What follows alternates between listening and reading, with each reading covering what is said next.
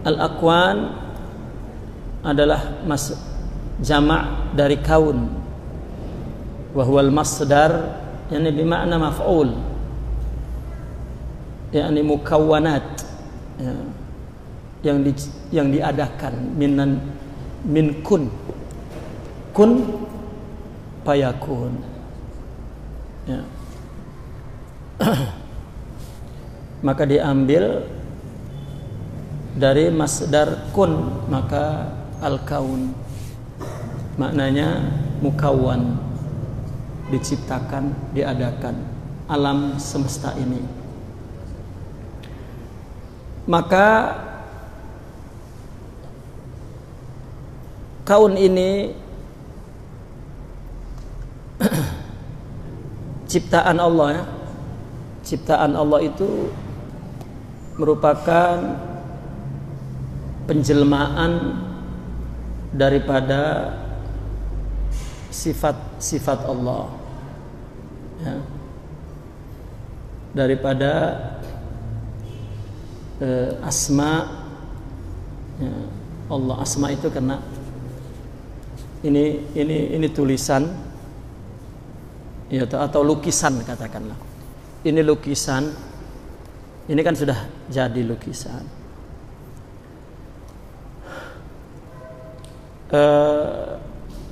Ini adalah ekspresi dari pikiran orang yang disebut dengan nama yang punya nama gelar pelukis. Kenapa pelukis?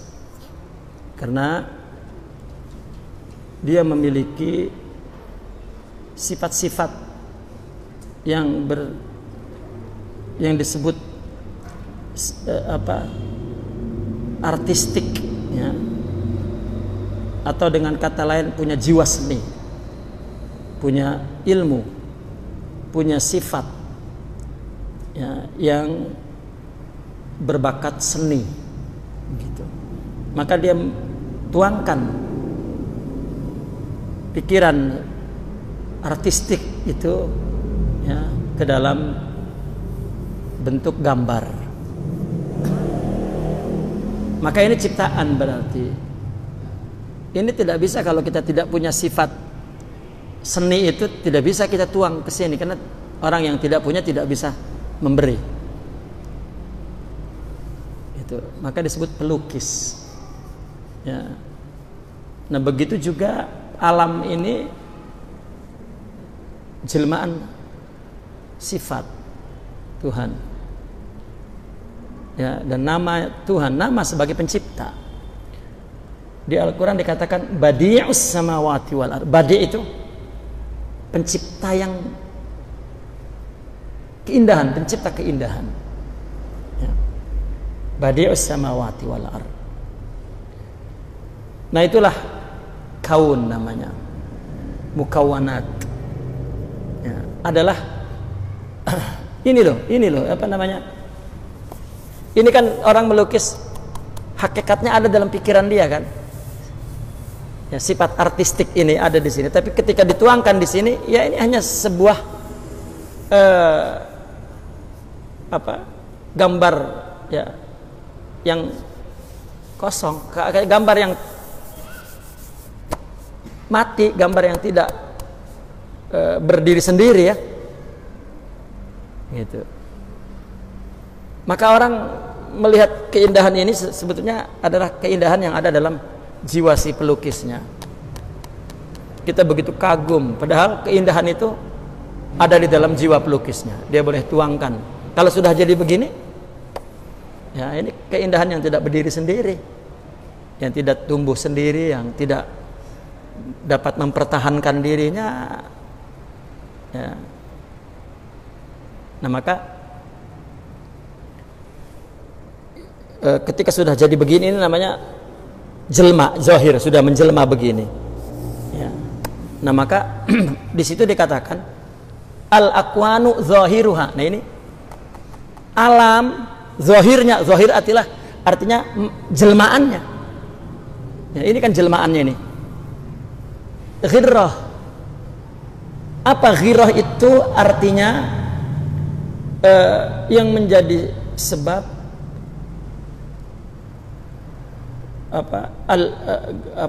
ghurur, igtirar, terpedaya. Gitu. Zahir alam ini, zahir dunia ini, al-kaun diartikan dunia lah, katakan dunia dalam arti ciptaan ini.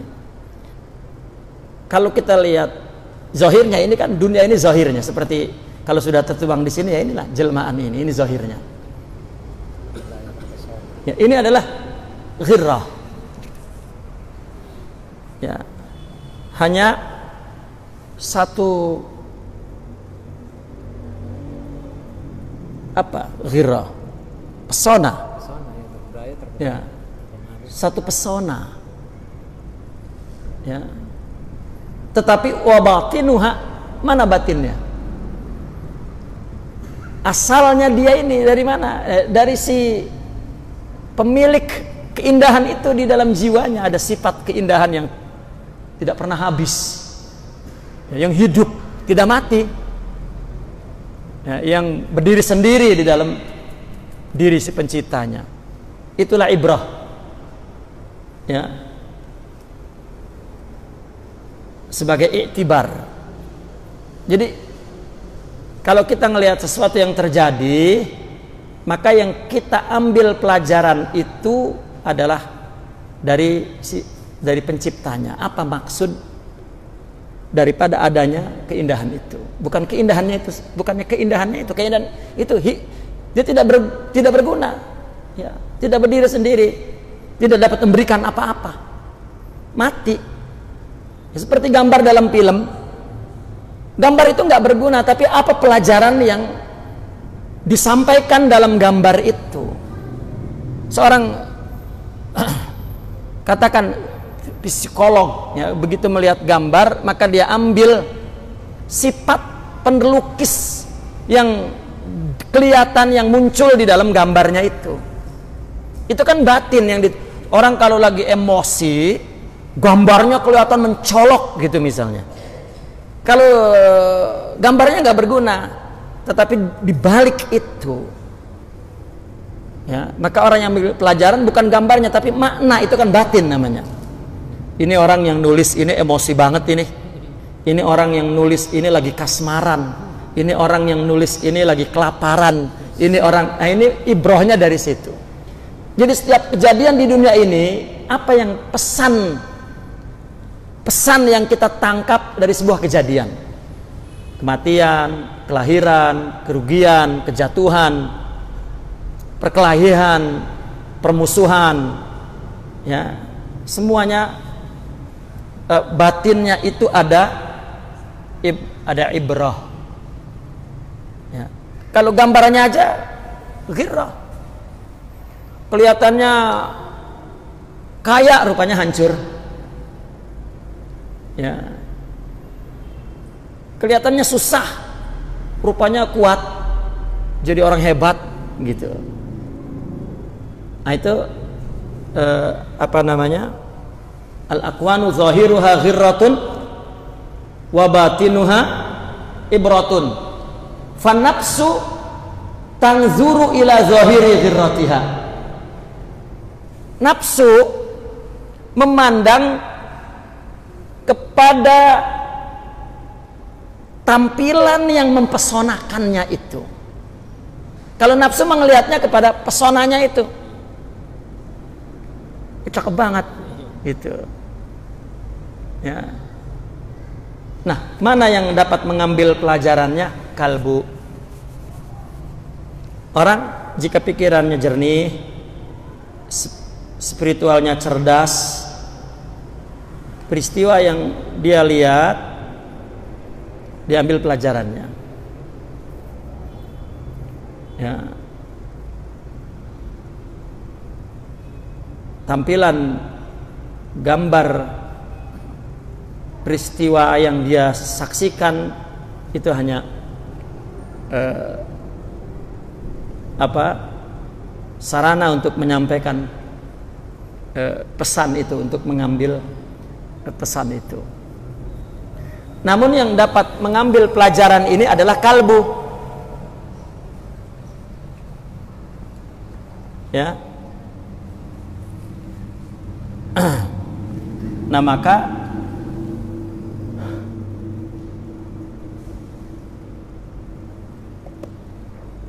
baru tadi pagi saya menjelaskan tentang nafsu ya. Dan sebetulnya saya sering menjelaskan itu. Kenapa nafsu hanya melihat zahir? Karena nafsu itu memang muncul dari sifat zahir. Ya, nafsu itu muncul dari sifat zahir.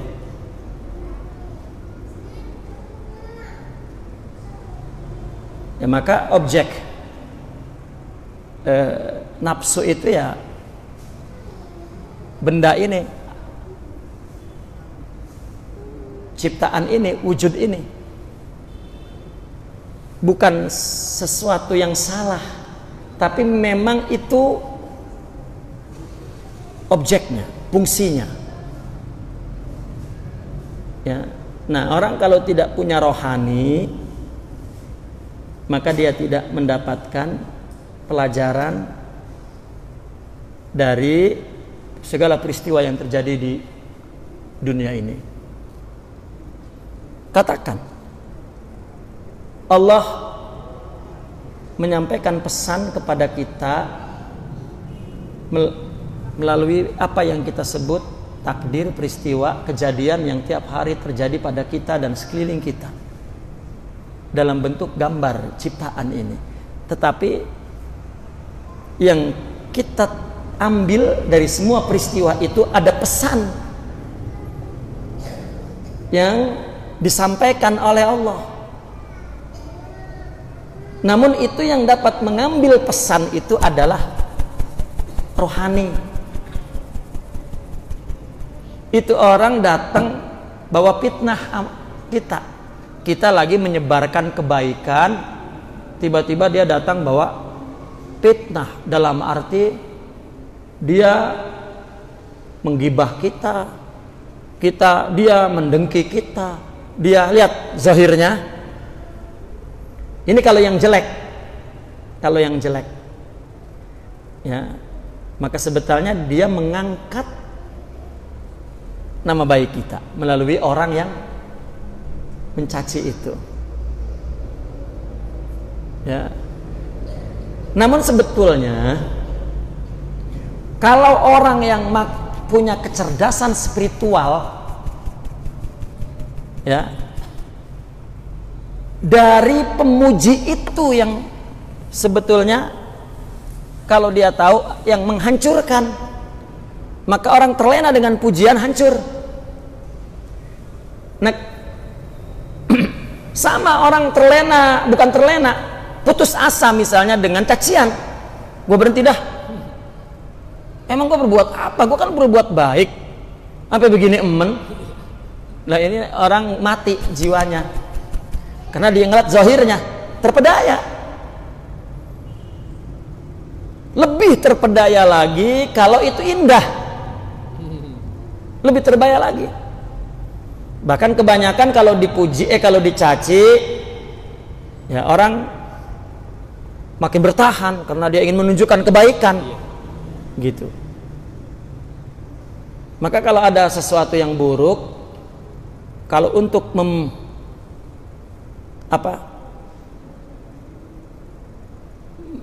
menjatuhkan dia, tidak semakin mempopulerkannya, memasyhurkannya, mengangkatnya, jangan difitnah, gitu.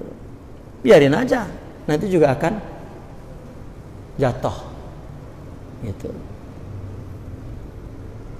Itu sebetulnya sunatullah, ya, sebetulnya sunatullah. Namun dalam hal kebaikan orang memang tidak suka kepada kebaikan. Nah, ini bercerita tentang apa saja yang terjadi dalam alam ini kalau lahiriahnya, fisiknya yang menjadi objek, mata, telinga, pikiran, ya, itu hanya ightirar, ghirrah. Ya, menipu, bukan itu. Coba, orang mencaci, mengangkat, orang memuji, menjatuhkan. Kan zahirnya kan terpedaya, tapi kalau orang menerima dengan batin, maka dia akan mengambil pelajaran semua itu. Ya, atau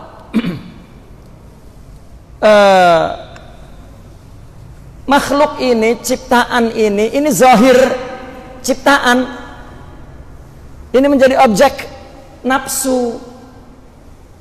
Ya, maka kita berbuat baik kepada orang, sebetulnya kita beribadah kepada Allah. Tapi itu rohani yang dapat melakukan itu. Rohani. Kalau nafsu tidak. Coba, orang yang memuji kita teman, orang yang mencaci kita musuh, itu nafsu. Ya, terpedaya oleh lahiriah. Maka zahirul kaun ghirrah, pesona alam ciptaan. Ya, karena zahir itu hanya sebuah selongsong, ya, sebuah casing. Nah, maka kita mengambil pelajarannya. Taib. Maka nafsu melihat kepada zahirnya, ruhlah yang melihat kepada batin ibrahnya, ya, yang melihat kepada keburukannya. Maka jika mengambil pelajaran dari semua kejadian ini, kita selamat dari keburukannya. Makanya kita suruh berlindung, qul a'udzu birabbil falaq min syarri ma khalaq, min syarril makhluk, gitu. Min syarril makhluk, sisi keburukan ciptaan Tuhan. Ya, sisi keburukan itu orang yang mengambil, tertipu oleh zahirnya. Nah, pandangan mata tertipu, tapi pandangan batin tidak tertipu. Ya, secara umum begitu. Namun dalam tasawuf ini maksudnya, apa yang dilakukan manusia kepada kita, kalau kita memandang dengan batin, itu adalah perbuatan Allah kepada kita, bukan dia. Ya, tapi itu tidak dapat melakukan itu jika tidak punya jiwa, jika tidak punya rohani. Di sini disebut kalbu. Ini bukan kalbu daging, tapi maksudnya ruhani. Taib. In aradta, qala radhiyallahu anhu, in aradta an yakuna laka izzun la yafna, fala tasta'izzanna bi izzin yafna.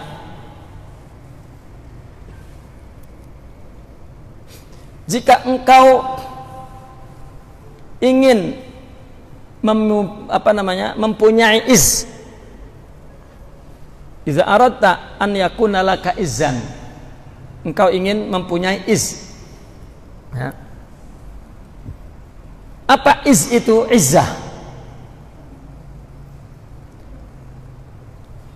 Izzah itu adalah satu keluhuran diri, ya, untuk jatuh, untuk bergantung, untuk tunduk, untuk lemah, ya, kepada ciptaan, kepada kaun. Tetapi izz itu adalah hanya bergantung kepada Allah. Ya. Orang punya ilmu itu ada izzah, izzatul ilmi. Ilmu itu membuat orang yang punya ilmu, membuat dia merasa lebih luhur dari orang yang tidak punya ilmu. Bukan sombong, bukan, karena orang yang tidak punya ilmu misalnya banyak membuang-buang waktunya. Ilmu mengajak untuk tidak demikian. Ini namanya izzatul ilmu. Nggak perlu itu berbuat seperti orang bodoh, ya, buang-buang waktu, ngobrol-ngobrol nggak penting. Nah, ilmu itu izzah, ya. Bahkan di Al-Quran ada izzatullah, ada izzatus syaitan. Orang punya harta, rasanya tinggi dari yang lain, itu bawaan harta, itu izzatus syaitan, ya. Orang punya kedudukan, izzah. Ilmu, ma'rifat, ibadah, punya izzah. Nah, disebut itu izzatullah. Maka jika engkau ingin mempunyai izzah yang tidak pudar, yang tidak punah, fala tasta'izzanna bi'izzin yabna, maka kamu jangan yasta'izzanna, mengambil izzah dari izzah yang punah, yang fana. Harta fana, kedudukan tahta fana. Orang membanggakan kecantikannya fana, membanggakan harta fana, membanggakan tahta fana, membanggakan kedudukan orang tua fana. Tapi jika membanggakan Allah, akhlak, tidak fana. Ilmu tidak fana, ya. Dan dalam konteks tasawuf ini Allah saja, ya.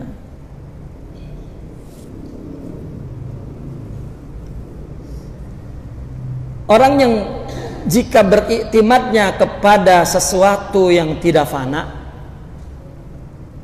ya, maka dia tidak dapat terombang-ambing oleh perubahan keadaan apapun. Tapi jika bergantung kepada selain itu yang fana, ya udah, terombang-ambing oleh apa yang dia menjadi tempat bergantungnya dia, tempat, ya, keperluan dia. Lagi-lagi ini adalah penjelasan yang lebih tajam dari hikmah di atas. Dunia, alam, zohirnya tipu daya. Maka kenapa orang-orang aulia itu ketika dia berdakwah mudah ketakutan? Karena ini zahirnya apa ini? Kok ada orang berdakwah mudah? Kita kan pengen nyari duit, pengennya sekali nyari duit langsung dapat kaya, wah terus miliarder. Jika orang memandangnya dengan kecerdasan spiritual itu, bertanya-tanya ini apa ini? Cepat amat ini. Nah, ini dia tidak mau begitu. Dia maunya, ya, susah payah, letih, jatuh bangun, ya, karena dia tahu bahwa pembangunan mental itu lebih utama dari pembangunan fisik.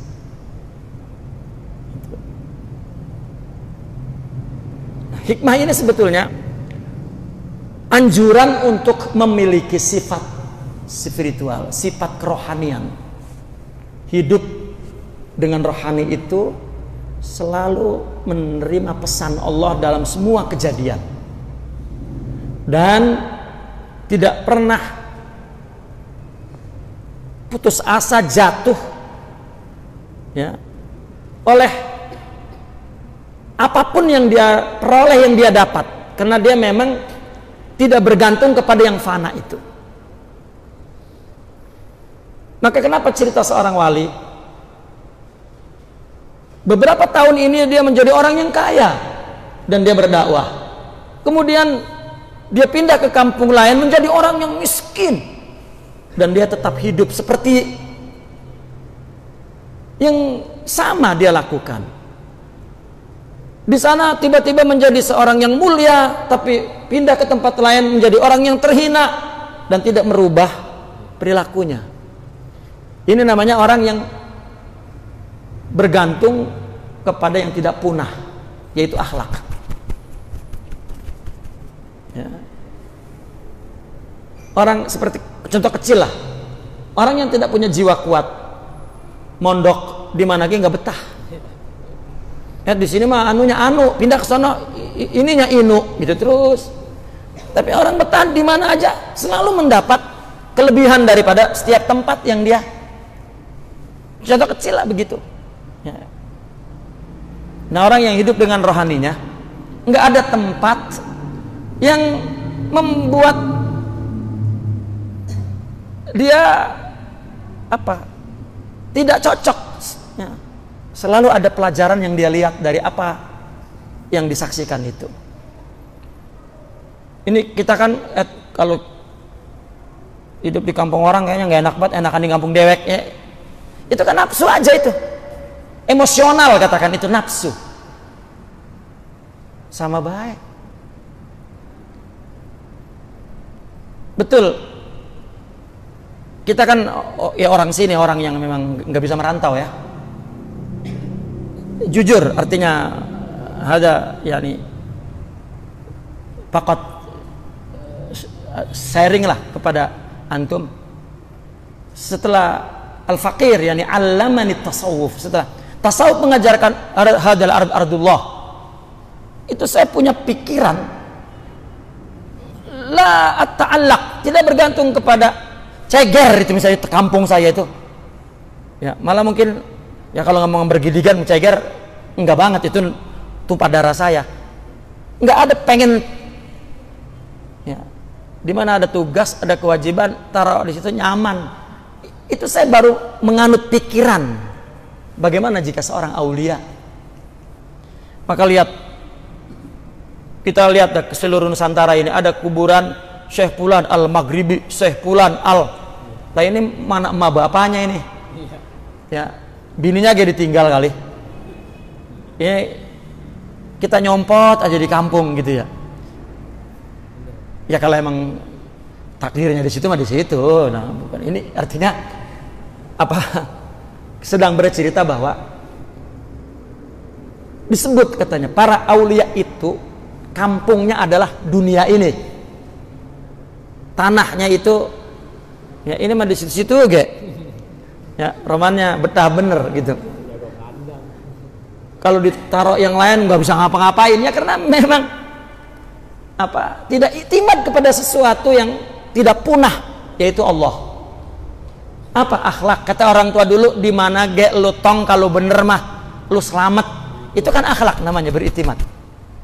Bukan kepada kampung dewek banyak kemudahan ya, banyak ya, bukan, tetapi beriktimatnya kepada Allah, bukan kepada kemudahan, bukan kepada udah dia di kampung ini udah terhormat, udah enak, bukan. Iktimat kepada Allah. Itu contoh lain lah. Saya terus mencoba untuk membuat contoh dalam kehidupan. Sebetulnya ajaran ini ajaran tasawuf. Ya.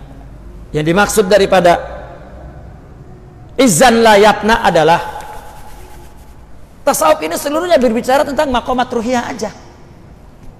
Yang dibicarakan oleh hikam ini dari A sampai Z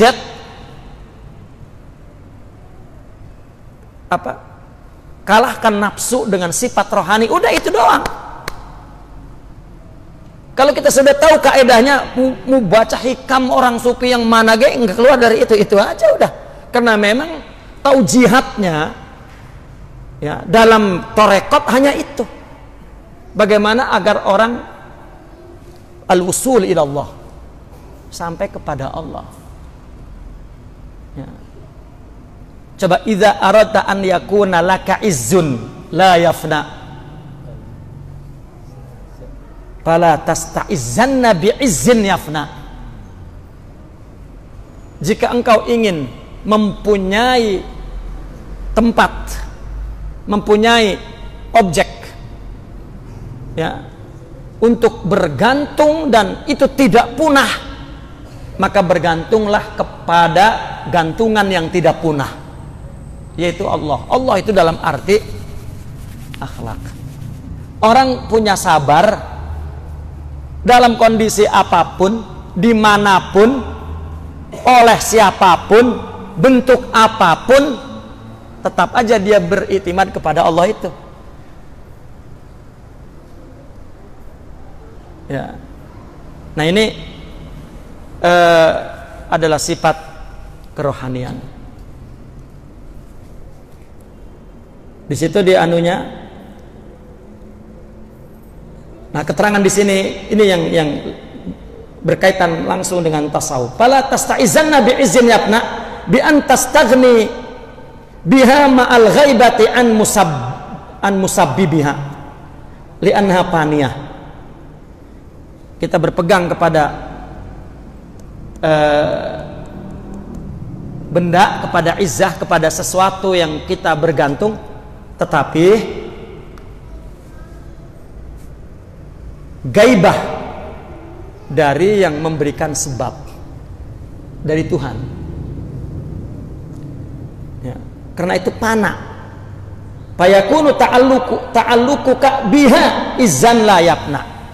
Maka ta'alluqmu kepadanya itu iz yang tidak abadi.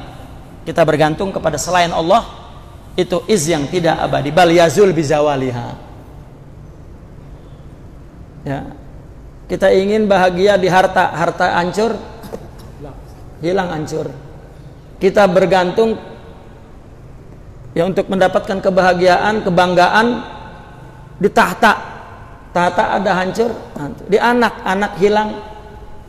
Ya, tapi jika beriktimad kepada Allah, apapun yang terjadi tetap ya, kita tidak jatuh karena kita bersandar kepada yang tidak hancur, tidak fana, tidak punah. Ya.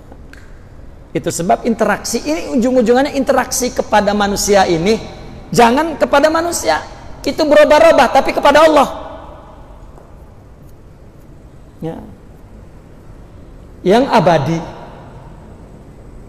dan itu bukan pikiran sekali lagi, tetapi adalah jiwa. Ya.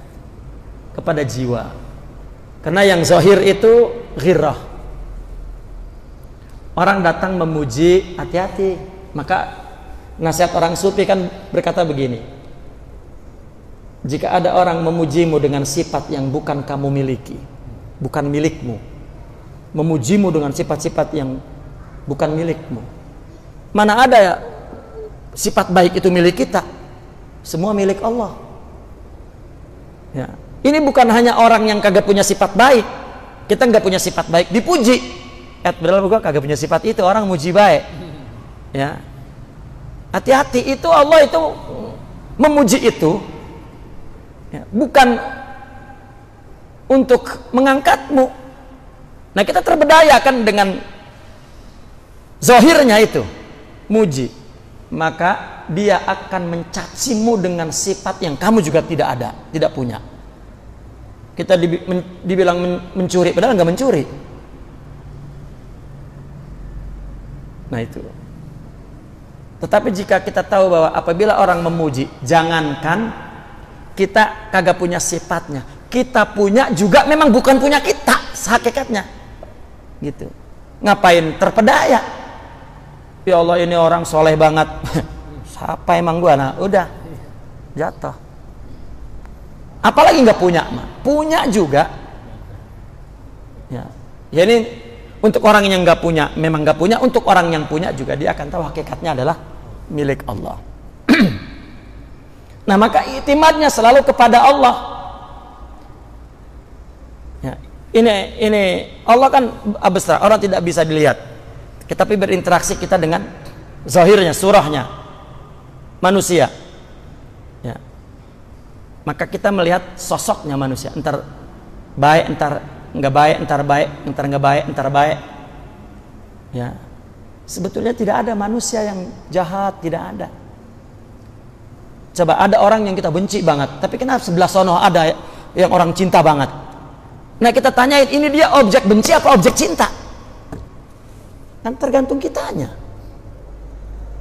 Ya, kalau kita rawannya memang benci ya jelek banget. Tapi kalau dia yang membuka keburukan dia, kebencian kita. Yang menutupi keburukan dia, kecintaan kita. Karena ada orang kita ngelihat enak jelek dah. Ya, tapi ada orang yang ngelihat objek yang sama, kenapa itu indah banget? Ya, sempurna banget itu, masya Allah. Katanya yang lain, ya apa? Ya itu kan manusia tuh, itu objek, dia itu objek baik apa objek buruk? Tapi jika dengan mata hakikat, pelajaran yang akan diambil. Kalau memang buruk, yang diambil adalah ibrahnya. Baik juga ibrahnya. Ya, itu apabila dengan rohani.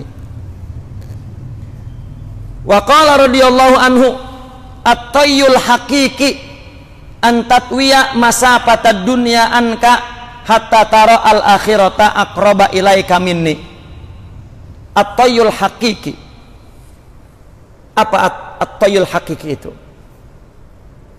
Lipatan yang hakiki, tutup yang hakiki. Ya.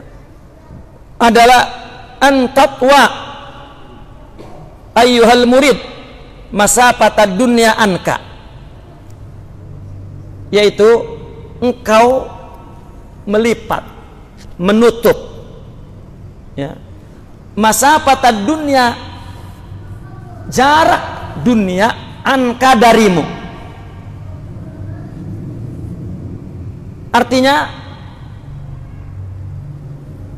tutup yang hakiki agar kita tidak sibuk dengan dunia yang zahir ini dan tidak bergantung kepada dunia, ya, bahkan kita berinteraksi dengan dunia tapi sebetulnya berinteraksi dengan Allah.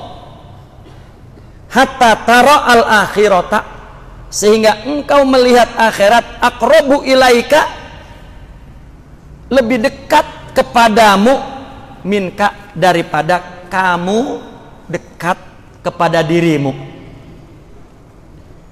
Ya, inilah yang disebut tutup yang Allah berikan kepada para kekasihnya.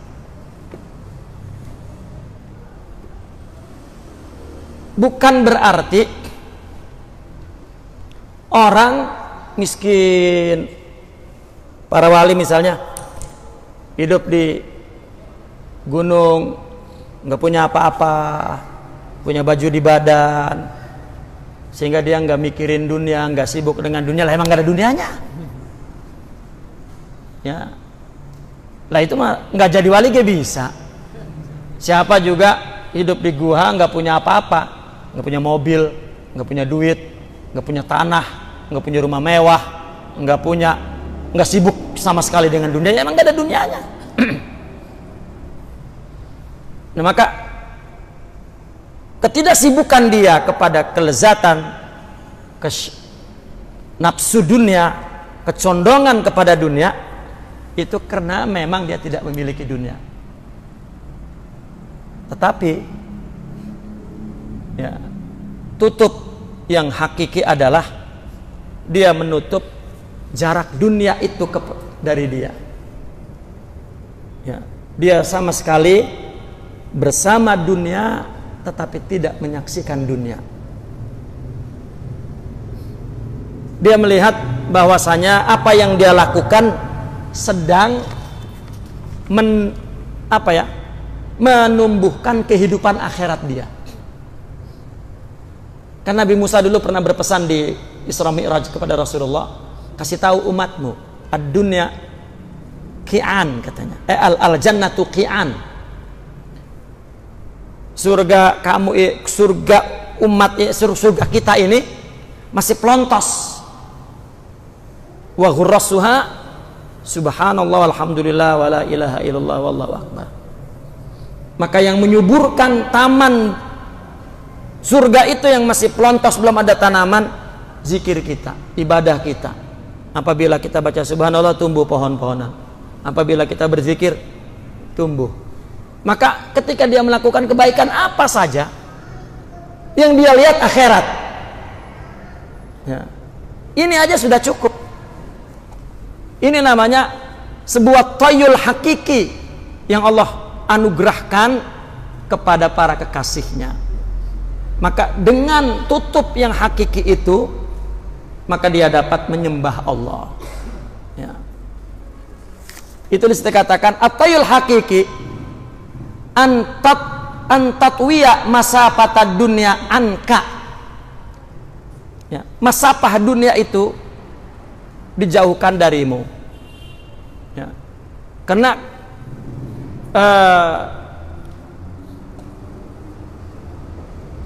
bukan orang toy hakiki itu ahlul khutwah. Misalnya orang mau ke Mesir, orang mau ke Mekah, merem doang, seret sampai. Ya, ini namanya orang yang melipat jarak dunia. Tetapi toy yang hakiki adalah jauh dari masalah masafat dunia itu. Bukan itu maksudnya. Tetapi toy yang hakiki, dia itu ada di dunia, tapi dia melihatnya adalah akhirat. Itu namanya toy yang hakiki. Toy itu lipat bumi. Asalnya toyul ardi, lipat bumi. Orang mau ke Mesir, mau ke Mekah, mau ke Hong Kong, ya, merem sampai, cepatlah. Ini kan karomat, kehebatan, kemuliaan. Bukan. Ya, bukan itu. Tetapi orang yang ada di mana saja, tetapi dia memandang bahwa kehidupan dia adalah untuk menumbuhkan akhirat. Nah, itu yang diberikan kepada para aulia. Yang diinginkan oleh para aulia adalah toyul hakiki. Bukan toy yang masafat itu. Karena di sini at-toyul hakiki antatwa masafat dunia anka. Ya. Toy yang hakiki itu bukan Anda melampaui jarak dunia yang jauh, bukan. Itu anka di situ. Ya. Hatta tara al-akhirata aqrab ilaika minka. Ya. Sehingga akhirat itu selalu berada di depan matamu. Inilah toy hakiki itu. Dia ngelihatnya akhirat. Dia ngelihat kehidupan ini, ngelihat akhirat. Maka dunia ini sebentar aja. Ya. Coba di dunia hidup berapa tahun? Maka syariat Rasulullah menjelaskannya begitu. Katanya separuh hari, setengah hari akhirat. Bukan setengah hari. 1 detik akhirat itu katanya 500 juta tahun. Lah bagaimana ceritanya? Kita belum seberapa akhirat, baru berapa puluh ribu tahun. Gitu. Ada yang menghitung begitu. Ada yang mengatakan 1 hari akhirat 500 tahun. Ada yang menghitung. Itu hitungan perkiraan. Artinya bahwa hidup ini sebentar. Ya. Toy yang hakiki itu adalah bukan melintasi bumi, bukan melipat bumi. Kita mau kemana aja, merem sampai. Tetapi toy yang hakiki adalah melihat akhirat lebih dekat dari diri kita. Kita berbuat sesuatu di dunia ini semua untuk akhirat. Itu cepat hidup itu, enggak lama. Kita dikasih musibah, pahala di akhirat. Ya. Di akhirat akan diganti. Kita melihat anugerah, ya, ini harus jadi pahala di akhirat. Nah, maka itulah toy yang hakiki. Kalau toy yang melintasi jarak dunia itu mungkin saja istidraj. Itu bukan hakiki. Ya. Karena tidak mungkin orang bisa melampaui dunia ini kepada akhirat, melainkan ada cahaya iman, cahaya musyahadah, cahaya keyakinan di dalam hati ini. Baru dia melihat dunia ini terus akhirat aja. Oleh karena itu Imam Al-Ghazali menyebut ulama sufi itu ulama akhirat, dan mengategorikan ulama, meskipun itu ahli fikih, ahli tauhid, yang hanya sibuk untuk jidal tentang ilmu pengetahuan, itu disebut ulama dunia. Ya, karena seolah-olah dia mau lebih hebat di dunia ini dengan ilmunya, dengan hartanya, ya, bukan untuk betul-betul mengabdi kepada Allah, ya, ubudiyah kepada Tuhannya. Nah, maka itu semuanya istidraj, semuanya makar. Tapi kalau dia melihat semuanya untuk akhirat, itulah toy yang hakiki. Dia melihat akhirat itu hadir. Maka seperti Al-Haris, seorang sahabat yang dikatakan oleh Rasulullah SAW, ditanya, kaifa asbahta ya Haris? Asbahtu mu'minan, ma misdaku kalamik. Bagaimana keadaanmu? Alhamdulillah saya beriman. Loh, apa buktinya? Maka buktinya dia melihat, aku merasa bahwa surga di sebelah kananku, neraka di sebelah kiriku, dan seolah-olah aku melihat aras Tuhanku tampak di depan mataku. Ini namanya toyil hakiki, hebat. Ya, apa yang dia lakukan? Waduh, neraka surga nih. Ya, itu kan akhirat namanya. Kalau dia melakukan sesuatu, ya Allah, Allah menyaksikan aku, maka ini dia dapat melintasi dunia dengan cepat, melewati dunia dengan cepat. Nggak ada dalam pikiran dia sesuatu yang dia dendam, dia benci, dia luka, ya, dia merasa luka, merasa ya, ada ancaman atau ada rasa tidak bisa move on lah, katakan begitu. Ya, tidak ada, semuanya cepat begitu saja berlalu. Nah, bukan berarti toy itu kita bisa melintasi dunia dengan cepat seperti karomat para wali, itu bukan. Ini masih ada kaitannya dengan di atas. Ya. Orang terpedaya dengan zahir. Kita dapat menyaksikan kehidupan orang tadinya kaya jatuh miskin, orang tadinya miskin jadi kaya. Ya, ada orang maksiat kemudian taubat. Ya, ada orang kelihatannya di agama tapi justru dia melakukan keburukan yang tersembunyi. Ya, ini zahir, artinya tidak memberikan pelajaran apa-apa, tetapi yang kita ambil pelajaran itu adalah pesan yang terjadi di muka bumi ini daripada Allah Subhanahu wa taala. Namun di sini dikatakan batin. Coba contoh, sering saya mengatakan begini. Berkuduah itu kepada yang baik. Itu untuk orang yang cerdas, orang yang dewasa. Keburukan itu hanya tipu daya. Ya. Keburukan hanya ujian, maksud saya. Hanya ujian yang kemudian bagaimana orang kembali kepada baik. Jadi tidak berpikir ada orang soleh selalu dia mengatakan dulunya itu peminum itu misalnya, dulunya itu lah, dia tidak tahu bahwa Allah kasih dia peminum, rupanya kemudian taubat gitu. Nah, kita melihat itu pelajaran itu dalam hidup ini ya. Nah, sehingga kita menyaksikan apa saja adalah pesan yang tersimpan di balik semua kejadian itu.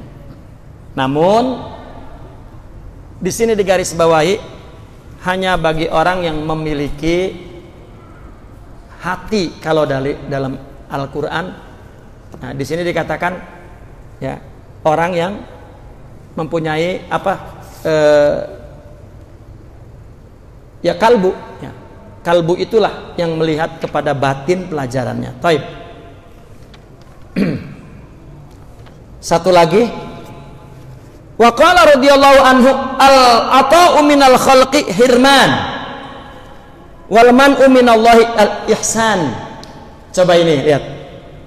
Pemberian dari makhluk pada hakikatnya hirman. Ya.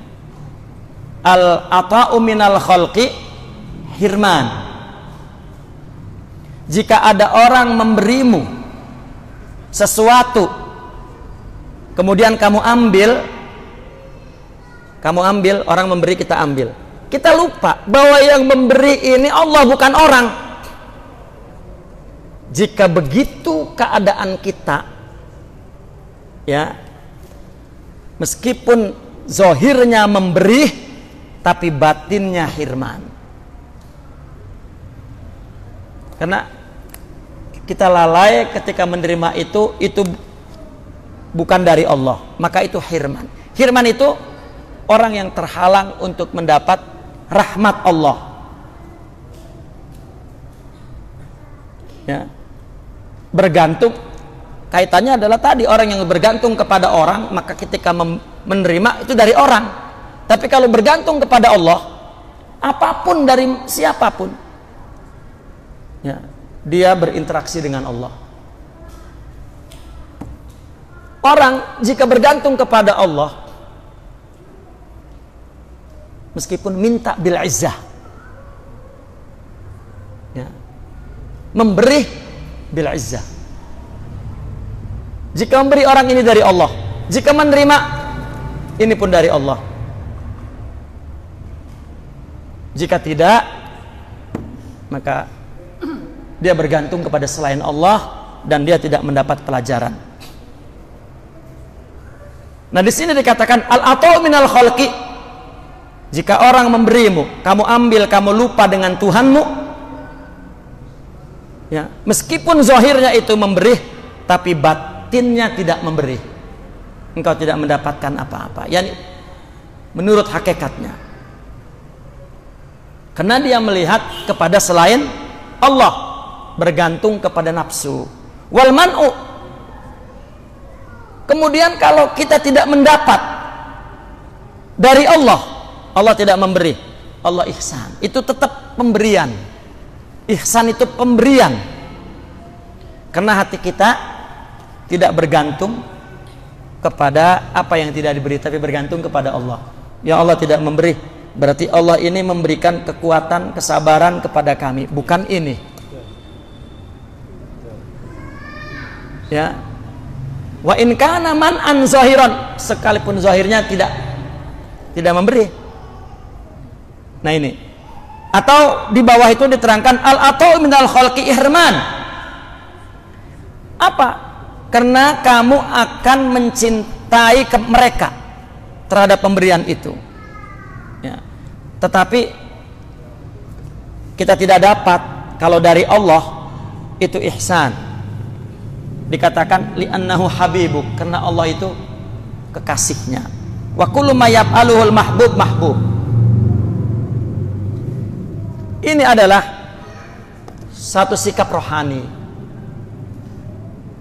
Atau kasarnya begini, orang mah kalau memberi diungkit, Allah mah tidak ngasih juga, malah kita diberi kekuatan batin. Begitu. Maka jangan pernah bergantung kepada orang. Gitu. Jadi dengan begitu, ya, maka kita punya izzah dan kita mendapat pelajaran selalu dalam hidup ini. Ya. Sehingga kata orang sufi begini, al-haq al-khalquda, orang itu, makhluk itu penyakit, wal haqqu dawa. Apa sih maksudnya? Jika kita melihat orang itu lain dari Allah, ini mesti kita akan menderita menghadapi orang. Orang mencaci kita, wah langsung kita emosi dan marah. Tapi kalau kita lihat orang ini adalah semuanya ciptaan Allah, dan Allah lah sebetulnya yang memberikan musibah itu kepada kita melalui orang itu, maka kita tidak melihat orang, ya.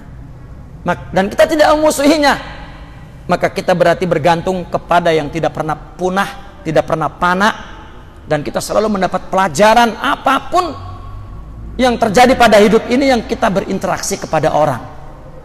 Dapat enggak dapat, kalau dari kita melihatnya sudah Allah, maka kita selalu mendapat anugerah, ya. Kita sering berdoa kepada Allah, ya Allah pengen ini enggak dapat. Satu ketika Allah memberi, baru kita berpikir, aduh kalau saja waktu itu kita dapat, habis dah seketika. Untung datangnya sekarang. Itu sebetulnya pelajaran kecil itu mah, bagi akal anak kecil. Pada waktu itu doang sadar juga. Apabila terjadi lagi, lupa lagi. Enggak bisa kita ini kuat jiwa kita berdasarkan pengalaman, mesti memiliki rohani juga. Orang udah umur 90 tahun, kelihatannya kayak wali banget. Tong kalau begini, makanya lu jangan ya. Dunia ini wah udahlah. Ya, gua yang udah. Itu pengalaman. Itu kalau dikasih lagi mah jatuh lagi baik. Pengalaman ada, enggak kuat, karena bukan pembangunan batin. Ya, bukan pembangunan batin. Tetapi kalau rohani, udah, makanya kata Rasulullah, la yaldagul mu'min fi juhrin marrotain. Kalau orang mukmin mah enggak jatuh 2 kali. Nah, kalau pengalaman mah berkali-kali jatuh. Tapi berguna bagi orang ilmunya. Kong, waduh, Kong pengalaman nasihatin Kong. Tong, berguna sama kita. Lah dia mah diuji lagi, jatuh lagi. Karena enggak nempel di jiwa. Cuma dalam pikiran. Ya, saripati daripada pengetahuan yang telah dia lewati, dia punya, begitu. Tapi kalau orang telah memiliki jiwa itu, enggak kudu 90 tahun, dia langsung mendapat ibroh, pelajaran dari apa yang ya dia hadapi. Secara global, 4 hikmah itu adalah pengertiannya demikian. Milikilah rohani, engkau akan mendapat pelajaran dari apa yang terjadi di alam semesta ini, dan engkau akan bergantung kepada sesuatu yang tidak punah, dan dalam keadaan apapun engkau mendapat tidak mendapat, engkau tetap mendapat. Bukan mendapat tapi tidak mendapat, tetapi mendapat atau tidak mendapat, bahkan tidak mendapat itu mendapat. Al-mana' ainul ata'. Allah nggak ngasih, padahal ngasih. Orang mah kalau ngasih kagak ngasih. Ini orang ngasih kita, kan dapat, tapi harga diri kita hilang. Kan nggak ngasih. Tapi Allah nggak ngasih. Ngasih kesabaran, kekuatan, kemuliaan. Nah, maka kita memberi dengan Allah, menerima dengan Allah, bergantung kepada Allah, melihat Allah, ya. Maka ajaran ini adalah kerohanian, ya.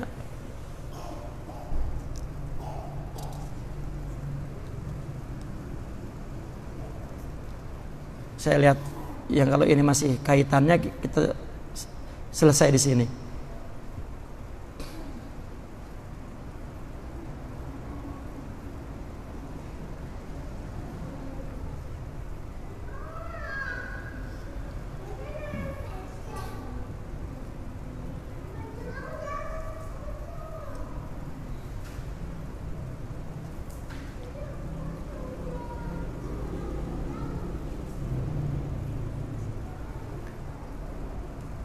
Nah, ini masih nyambung ya, yang terakhir ini. Kita berhenti di sini ya. Jalla rabbuna an yu'amilahul abdu naqdan fayujazihi nasi'atan. Ya. Jalla, maha agung Allah. Jalla Rabbuna, maha agung Allah. An yu'amiluhul abdu naqdan, hamba beramal kepada Allah kontan, payujajihi nasiatan, Allah membalasnya tangguh. Ya, tidak mungkin Allah ya membalas amal yang dilakukan oleh kita secara kontan, Allah membalasnya nasiah. Apa nasiah itu? Lawan nakdan apa? Kontan berarti nggak kontan. Iya, tidak kontan. Apa? Tunda. Ditunda. Ditangguh. Tidak kontan, akontan. Tidak mungkin Allah terlalu pemurah. Bahkan kita tahu orang baru niat baik aja udah dikasih pahala 1. Baru niat. Kalau udah berbuat 10 pahalanya. Itu kan. Jadi kenapa orang berbuat baik ya jadi ditunda-tunda begitu? Ini jalla rabbuna an yu'amilahul abdu naqdan, artinya hamba yang memberikan, yang melakukan taat langsung kontan, tidak mungkin pahalanya ditangguh ya. Bi alla yu'tiyahu syai'an min jajai amalihi fil hal fa inna dzalika laisa sa'nal karim. Orang yang menangguh, orang udah kerja nangguh-nangguh upahnya, itu bukan orang yang pemurah, bukan orang yang dermawan, dan Allah Maha Karim. Ya. Maka dalam ajaran Islam, berilah upah sebelum keringatnya kering. Ini mah sampai lah, ini kenapa sih gaji ditunda-tunda baik itu ya, makruh, bahkan haram ya. Sebelum terdetik dalam pikiran yang bekerja itu kepengen gaji, sebelum itu muncul sudah diberi dulu. Itu tanda bahwa dia karim. Dan Allah artinya bahwa segala kebaikan ini tidak Allah balas di akhirat doang, seolah ditunda di akhirat. Enggak, kontan sekarang juga dibayar sama Allah ya, kontan. Begitu juga balasannya kontan juga ya, balasannya kontan. Maka dalam nasihat para ulama dulu ya, mereka kepengen dibalas di dunia supaya di akhirat dimaafin. Kita masalah olah ntar di akhirat Allah Maha Pemurah, belum tentu kalau numpuk gitu. Maka para sahabat zaman Nabi apabila melakukan dosa berbondong-bondong untuk taubat ya, karena tadi balasannya kontan ya, imbalannya kontan dan balasannya juga kontan, karena Allah Maha Pemurah. Bahkan kalau menurut akidah Ahlussunnah wal Jamaah imbalannya kontan, balasannya tangguh.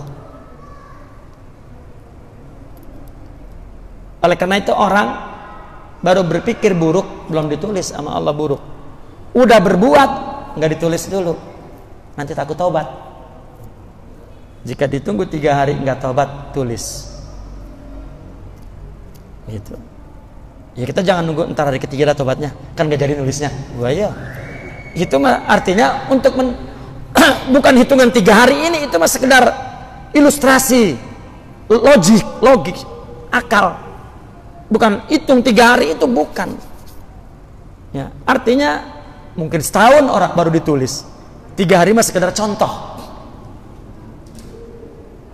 ya. Maka jangan iktimad kepada pernyataan hari dalam syariat, itu tidak, tetapi iktimad kepada Allah ya, secepatnya ya. Maka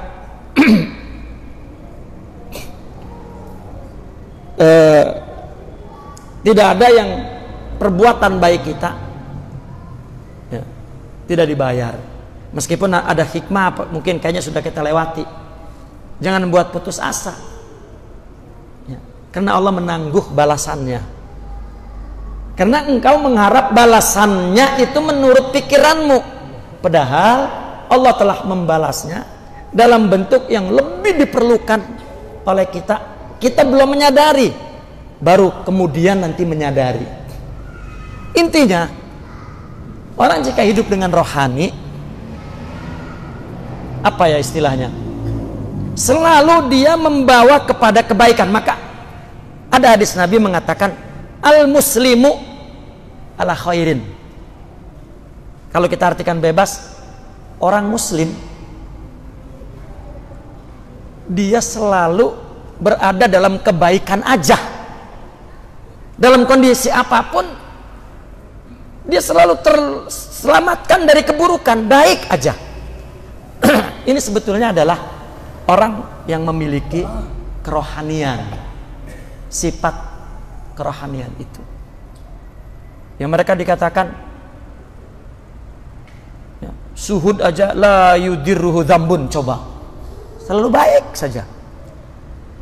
Nah, sementara orang yang tidak punya kerohanian, rubba ta'atin awrasat izzan wastikbaro, malah begitu jadinya. Semua ajaran Islam sebetulnya adalah tentang hidayah rohaniyah itu, hidayah qalbiyah. Ya. Karena Nabi bersabda at-taqwa hahuna, dan menunjuk 3 kali la hahuna. Nakifuna walhamdulillah, al-Fatihah.